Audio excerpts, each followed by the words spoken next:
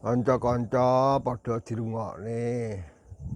Urip nek donya mung sedhela. Aja ngonjo-ngonjo, aja ngongso-ngongso.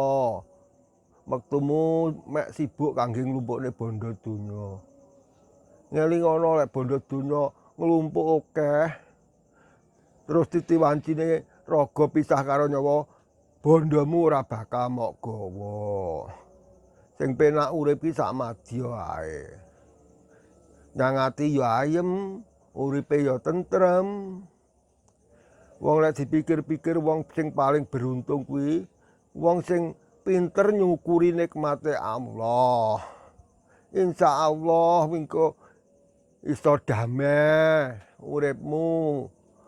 Ora nuntut sing kono-kono, nrimo pandume konggone sing gawe urip.